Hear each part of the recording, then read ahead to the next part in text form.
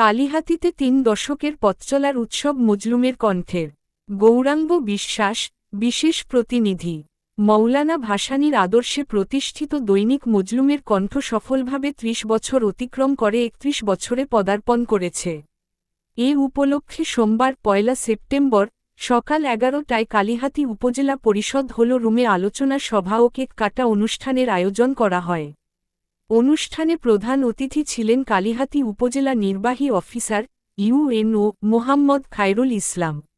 বিশেষ অতিথি হিসেবে বক্তব্য রাখেন কালিহাতী থানার officer in charge OC Mohammad Zakir Hossain, Bangladesh মানবাধিকার কমিশন কালিহাতী উপজেলার সভাপতি ও সাংবাদিক শাহ আলম, উপজেলা প্রাণিসম্পদ কর্মকর্তা ডাক্তার আবু সাইম আল সালাউদ্দিন এবং উপজেলা যুব উন্নয়ন কর্মকর্তা মোহাম্মদ আশরাফ আলী।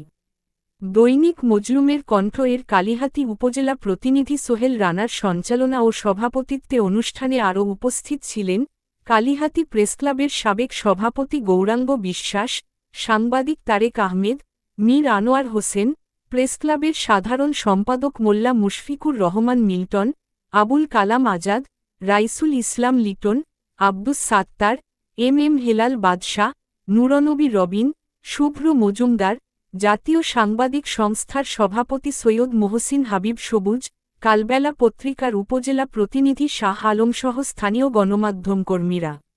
প্রধান অতিথি ইউএনও মোহাম্মদ খায়রুল ইসলাম বলেন, দীর্ঘ ৩ দশক ধরে মজলুমের কণ্ঠ সত্য ও ন্যায়ের পক্ষে অবিচল ভূমিকা রেখে আসছে। এমন ধারাবাহিকতা গণমানুষের আস্থা ও ভালোবাসা অর্জন করেছে। ওসি মোহাম্মদ জাকির হোসেন বলেন, জনগণের কথা বলাই সাংবাদিকতার মূল দায়িত্ব।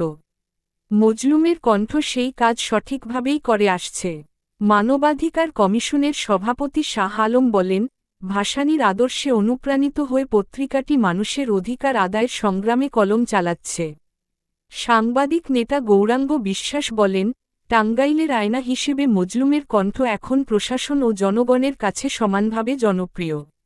বক্তারা আরও বলেন, দীর্ঘ ৩ দশক ধরে সত্য প্রকাশ, ন্যায় প্রতিষ্ঠা ও জনগণের অধিকার রক্ষায় পত্রিকাটি নিরলসভাবে কাজ করে যাচ্ছে।